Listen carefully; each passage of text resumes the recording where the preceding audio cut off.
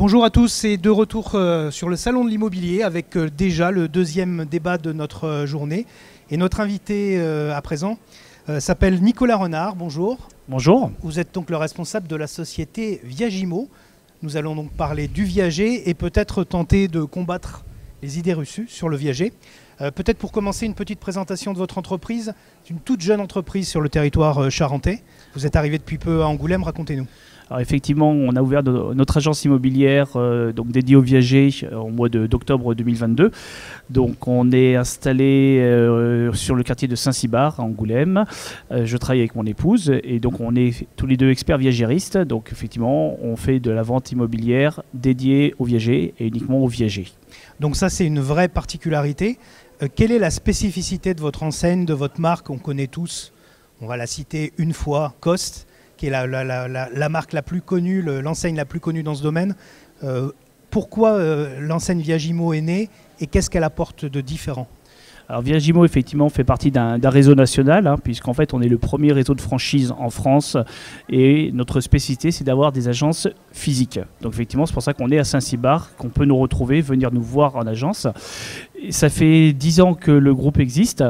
Sophie Richard, qui est la fondatrice, donc, a créé l'enseigne il y a une dizaine d'années, puisqu'il y avait de plus en plus de demandes qui revenaient sur le viager.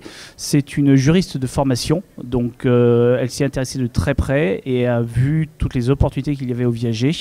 Et donc elle a vu créer un réseau vraiment de spécialistes. Donc c'est pour ça qu'on a le titre d'expert viagériste. Et donc pour répondre de façon bien spécifique à ce domaine qui est bien particulier. Et donc, il faut que vous nous rappeliez, le viager, on sait à peu près tous ce que c'est, mais il faut que vous nous rappeliez un petit peu quel est le principe. Alors, le viager, déjà, pour faire un petit retour historique, il faut savoir que ça existe depuis très longtemps, puisqu'en fait, le viager a été fondé en 876. Donc c'est quelque chose qui est très, très vieux, qui a beaucoup perduré jusque dans les années 80 et qui était tombé un petit peu en désuétude depuis cette période-là.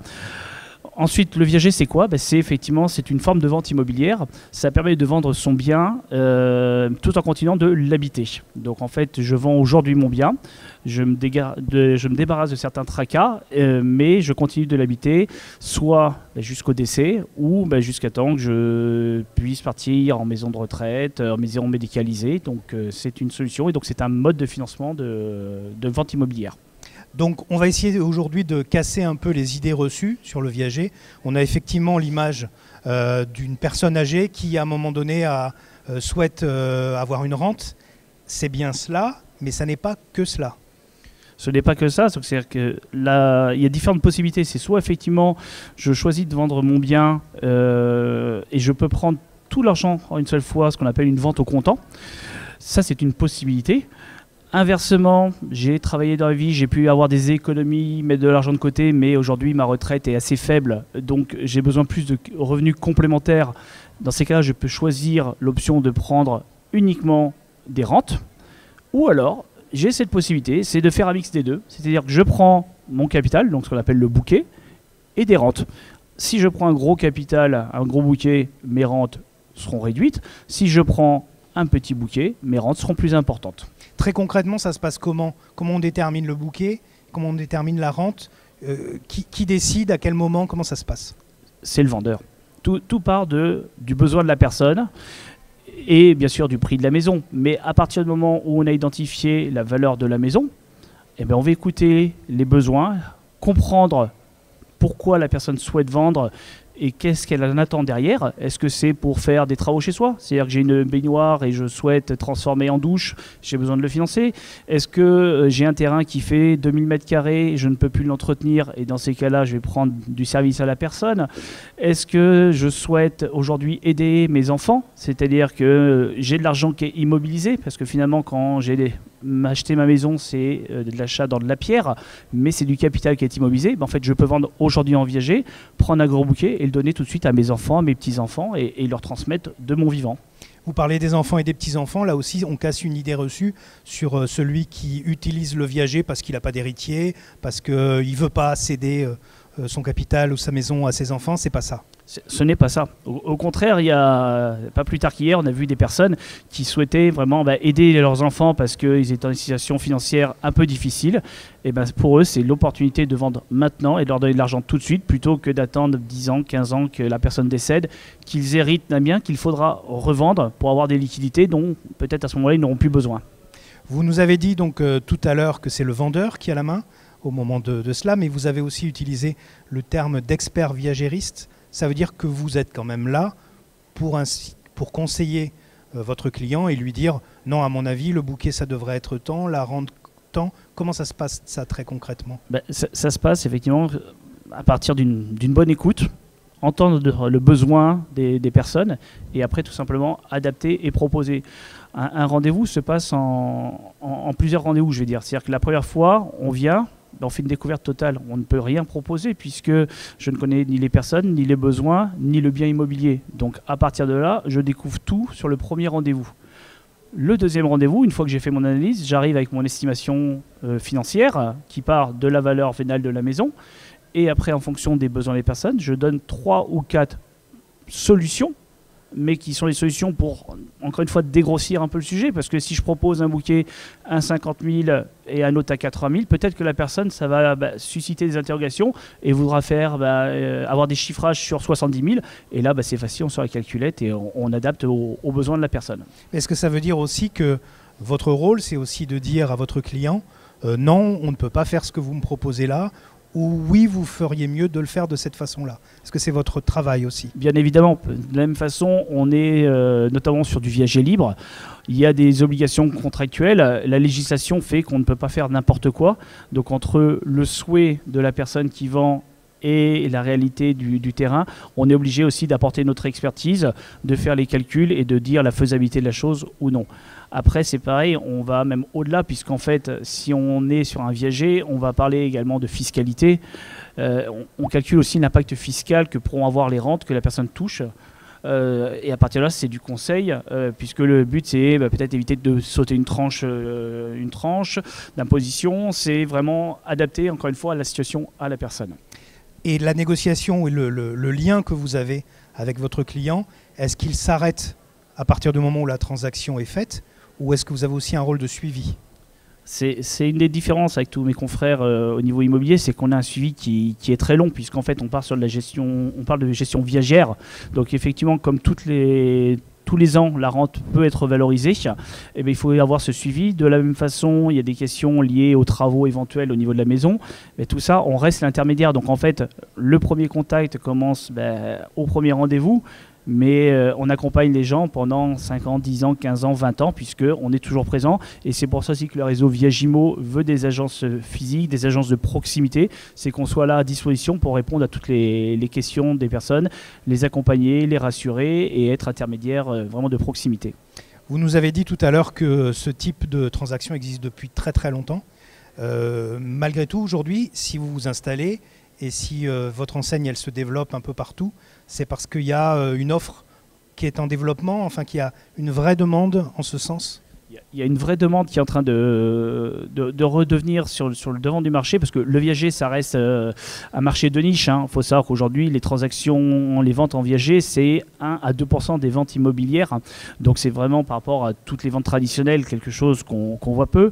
Malgré tout, le contexte économique, tant sur les retraites dont on parle beaucoup actuellement, que sur la hausse des prix, donc la baisse du pouvoir d'achat. Tout ça fait que le viager redevient sur le devant. Aujourd'hui, ce qu'on aperçoit beaucoup, c'est que les gens souhaitent énormément d'informations. On s'aperçoit que la presse nationale s'y intéresse. Le groupe est régulièrement cité, puisqu'on est passé sur RTL, sur Europe 1, sur France 2. TF1 va consacrer un reportage au viager. Enfin, on voit que c'est un sujet d'actualité qui répondra encore une fois à une partie de la population. Mais ça restera toujours un marché de niche de toute façon. Les gens qui viennent vous trouver, j'ai vu tout à l'heure que sur votre stand ici au Salon de l'Immobilier, il y avait quelques personnes qui sont venues voir, pas mal d'ailleurs. Elles vous demandent quoi concrètement? Elles sont, quelles sont leurs demandes quand elles viennent vous trouver là sur le salon? C'est effectivement beaucoup de demandes d'informations pour être rassurés. Beaucoup de gens connaissent la notion de viager, en ont entendu parler, mais concrètement, qu'est-ce que c'est le viager? comment ça se passe? Qu'est-ce qui se passe si la personne qui achète ne paye pas? Qu'est-ce qui se passe? Qu'est-ce que je peux faire avec mes enfants? Est-ce que je peux vendre sur leur autorisation? C'est vraiment beaucoup de questions génériques, de façon à être rassuré et à dire tiens, bah oui, je peux me projeter, est-ce que ça me correspond derrière? Mais vraiment, la base, c'est j'ai beaucoup de questions parce que finalement, j'avais peu de personnes à qui poser ces questions parce que c'est quelque chose de vraiment spécialisé. Aujourd'hui, le fait qu'on ait une agence, nous, dédiée à ça et on ne fait que ça, fait que ça rassure les gens, aussi bien sur des rendez-vous chez eux qu'en agence. Régulièrement, la porte d'entrée est ouverte. Bonjour, je veux des informations. C'est avec grand plaisir qu'on est là pour les donner. Et donc, on a parlé donc du vendeur, mais parlons maintenant, si vous voulez bien, de l'acheteur. Là aussi, on a quelques idées préconçues sur celui qui décide de devenir acheteur d'un viager. L'idée préconçue, c'est celle d'un film qu'on a tous en tête, qui date d'il y a de nombreuses années. C'est le film Le Viager de Pierre Tchernia, où en fait, l'acheteur, il attend patiemment la mort de celui qui a donc proposé le viager. Ça aussi, c'est une idée qui est dépassée, ou est-ce que ça existe encore ? Ça va exister uniquement dans les clichés et pour se faire rire, parce qu'effectivement beaucoup de monde a vu ce film, et donc c'est un viager qui a été souscrit très jeune, parce que je rappelle que dans le film, le viager, le vendeur n'a que 60 ans au moment où il vend, donc c'est très très jeune pour du viager, mais après voilà, ça reste du cliché. Maintenant, les gens qui achètent, c'est surtout une façon de se rassurer. Parce qu'aujourd'hui, quand on achète en viager, on sait que le bien tel qu'on va le visiter le jour où on l'achète, il sera toujours dans le même état. Puisque les personnes qui le vendent vont continuer de l'habiter, donc vont continuer de l'entretenir. Donc ça, c'est des choses, quand on voit de l'achat traditionnel pour faire de l'investissement, c'est très compliqué de dire tiens, j'ai retrouvé ma maison. C'est arrivé à des clients qu'on a vus ce matin, ça fait 3 fois qu'ils refont leur maison parce que 3 fois on leur a redonné la maison dans un état mais dégradé, et ils en sont écœurés. Donc ça, sur le viager, ça n'existe pas. De la même façon, j'achète en viager, aujourd'hui je n'ai pas de souci d'ordre financier, c'est-à-dire que la notion de loyer impayé n'existe pas en viager. Donc c'est une façon aussi de sécuriser les gens, parce qu'on voit entre les squats, les loyers impayés, enfin ce genre de choses, tout ça limite ce genre de problème. Donc en fait, les gens qui investissent dans le viager, soit c'est des gens qui sont aujourd'hui en région parisienne, en région bordelaise, mais qui sont d'origine de Charente par exemple, et qui disent dans 10 ans, 15 ans, 20 ans, je viendrai vivre ma retraite en Charente parce que je m'y sens bien et Paris c'est 20 mètres carrés, je n'en peux plus. Donc ils achètent et ils attendent patiemment. Ça, c'est une possibilité. Après, l'investisseur, c'est pareil. L'investisseur, quand aujourd'hui il va acheter un appartement traditionnel, il va faire un investissement avec un financement de 15 ans, 20 ans.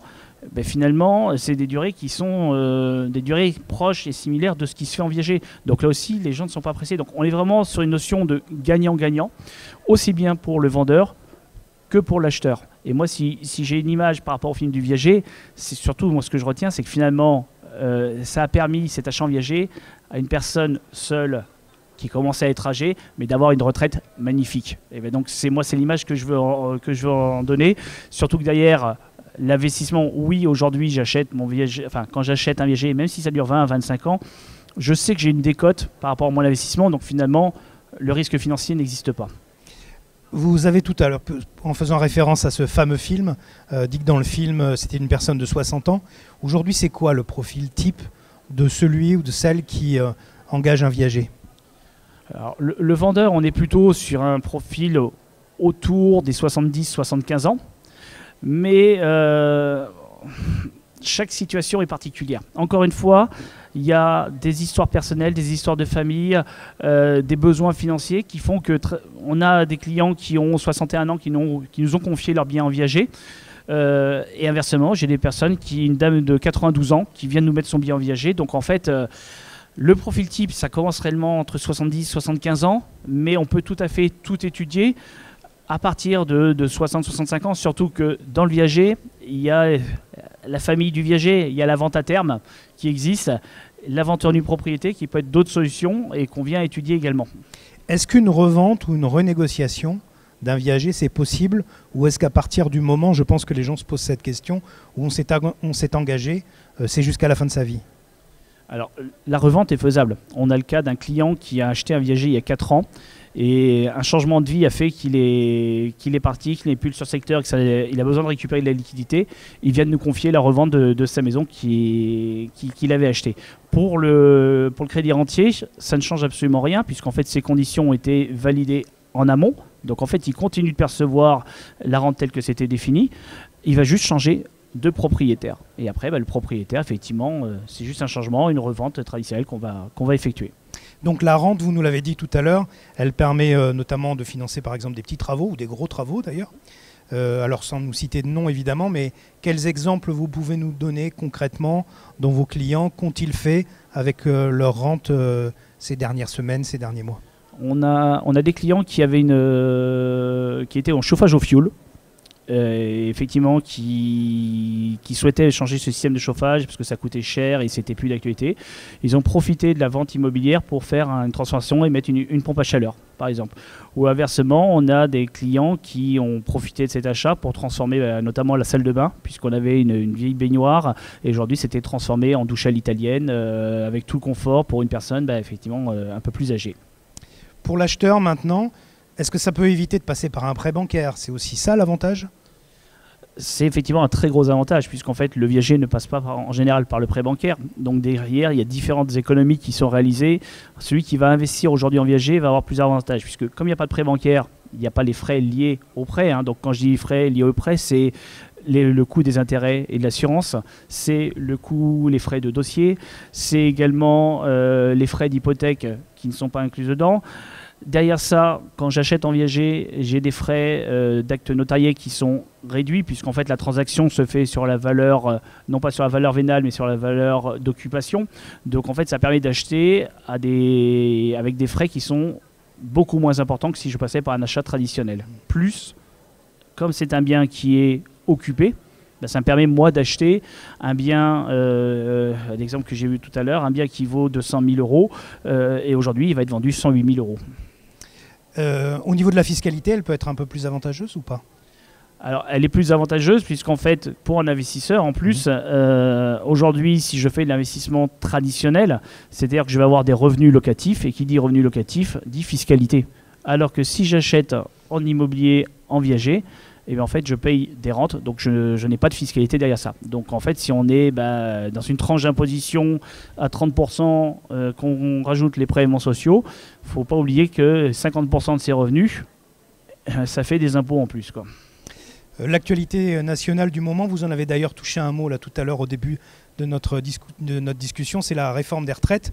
On va partir à la retraite plus tard, à moins de capitaliser ou de trouver une façon d'avoir une rente. Est-ce que finalement le viager, ce n'est pas une solution pour partir à la retraite plus tôt? Est-ce que ça ne peut pas être aussi une des solutions? Alors, c'est une des solutions. Plutôt, je ne sais pas. Après, c'est tout simplement tout dépend du niveau de vie qu'on souhaite avoir. Malgré tout, aujourd'hui, vendre son bien en viager permet effectivement d'avoir des revenus complémentaires. Après, tout dépend des besoins de chacun. Après, si je pars trop tôt, il faut savoir que la décote liée au droit d'usage et d'habitation sera quand même importante. Donc c'est pour ça que, en général, on dit plutôt autour de 70-75 ans. Donc théoriquement, même avec la réforme qui arrive, on ne sera pas concerné. Mais ça permet surtout d'augmenter sa qualité de vie. Encore une fois, on a beaucoup de gens qui nous sollicitent et qui savent qu'avec cet argent, ils vont prendre des services à la personne pour le ménage, pour le repassage, pour l'entretien du jardin, pour des travaux, donc de façon vraiment à améliorer son quotidien, ou alors même pour se faire plaisir. On a des clients qu'on a vus cette semaine qui ont profité de l'argent de la rente pour tous les ans se faire une jolie croisière. Merci beaucoup Nicolas Renard d'avoir répondu à nos questions. On rappelle donc que vous êtes installé rue de Saintes à Angoulême depuis très peu de temps. Merci à tous de nous avoir suivis. Cet entretien est à voir et à revoir sur charentelibre.fr. À tout à l'heure pour un autre débat.